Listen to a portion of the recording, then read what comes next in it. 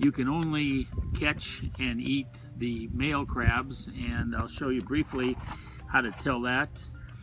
There's a little piece behind it right here called the apron, and if it's a male crab, the apron is kind of long and narrow.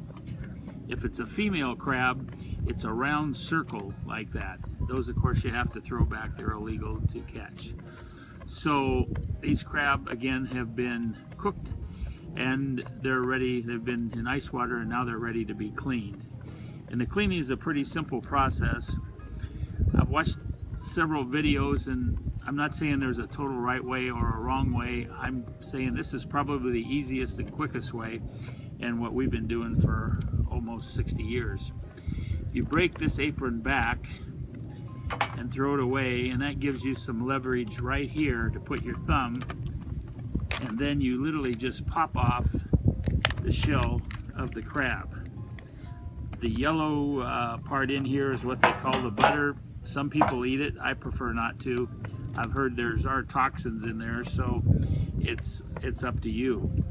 These little gills here come off partially, and what doesn't come off with that, you just simply break them off, and essentially your crab is clean. If you're at a sink, which is best, you just get the rest of the butter, just rinse it out of the crab meat like I'm doing here. A powerful hose with a nozzle works much better, but that's all you have to do. Finally, before you start cracking, I break the crabs in half like this. It just makes it easier to work with as you clean them. Now, I watch people eat crab or crack crab.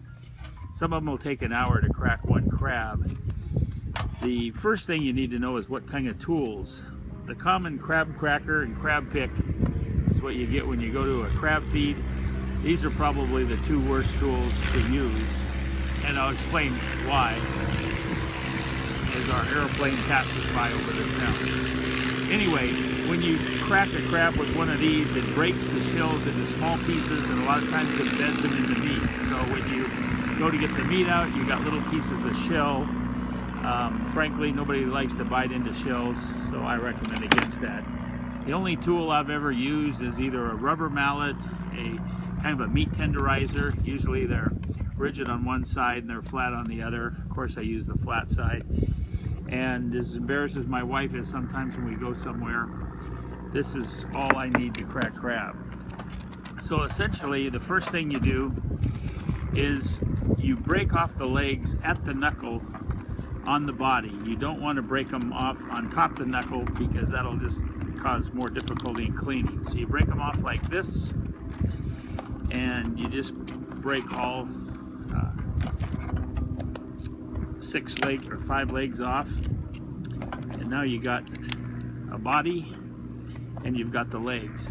Now there's no meat in these knuckles, so the next thing I do is I just break off all those. The more parts you can get rid of before you start cracking makes it easier in the whole process. So I break off all these knuckles.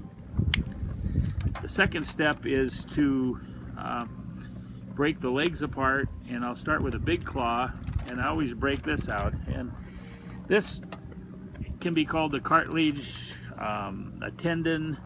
Another place I read calls it an apodemy. I'm not sure exactly what the true name is, and nobody seems to know, but it gets in the meat if you don't take it out, and when you crack the leg, you've got to deal with the meat around it. If you pull it out smooth like this, you've got solid meat in the shell. So now I just break all the parts of the leg.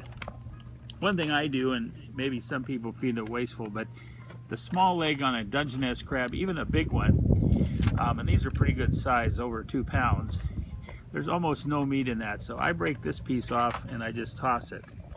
The rest of the legs, I pull out the pinchers, and then I break the legs apart. I usually save the biggest pincher if I need to dig some meat out of it, as opposed to that pick. And now we're ready to start cracking. So again, as I mentioned, this is the only tool you need. Most of the legs, you would crack them with the crown up, and it really just takes 1 hit or 2 hits like that. It pops the shell, and you break it off, and now you got a full crab leg. There's no splinters of shell or anything in it, and it's ready to eat. The second part of the third part on the big claw, I do flat. It just seems to break it better, and it doesn't splinter. It doesn't. You don't really hit this one on the crown, and I can't tell you why, but from experimenting, I found that just to be the easier way. Once again, you got a full crab leg, and I think the best tasting piece of a crab is the large big claw. That's my favorite. And again, I kind of hit it on the top, and since I've already removed the cartilage or whatever you call it, you got a nice, this is by far the tastiest piece of crab, I think, in the crab. The rest of the legs, we'll crack it one more just quickly here, but it's the process for all of them, just bigger pieces of meat and the bigger claws. The body can get a little bit tricky. If you don't like shell in your crab, I recommend that you let somebody else eat the part of the body. First, I usually squish it.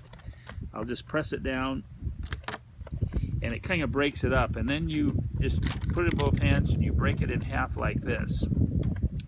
For some reason, one part of the body, it cleans real easy in chunks.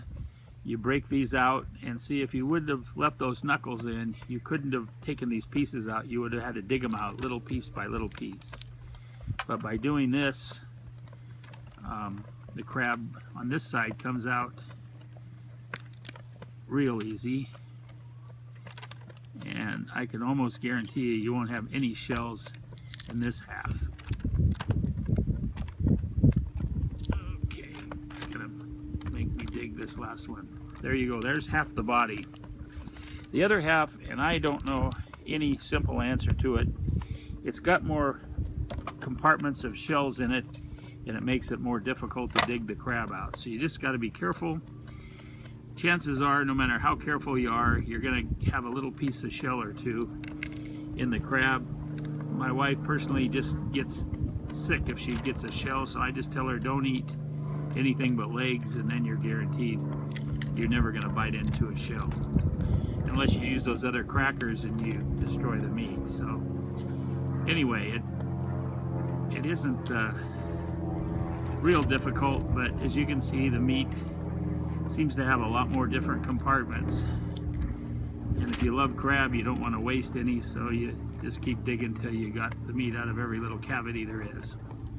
So basically, we've cracked almost a half a crab. This is the meat. To do again, I think the most important part to remember is just break off those knuckles at the body, like I did here, or doing here, and it'll make the cracking so much easier. So that's pretty much all there is to cracking a Dungeness crab. Hope you enjoy and can share this with other people, because it'll make cracking crab a lot more fun, and you'll get a lot more to eat a lot quicker.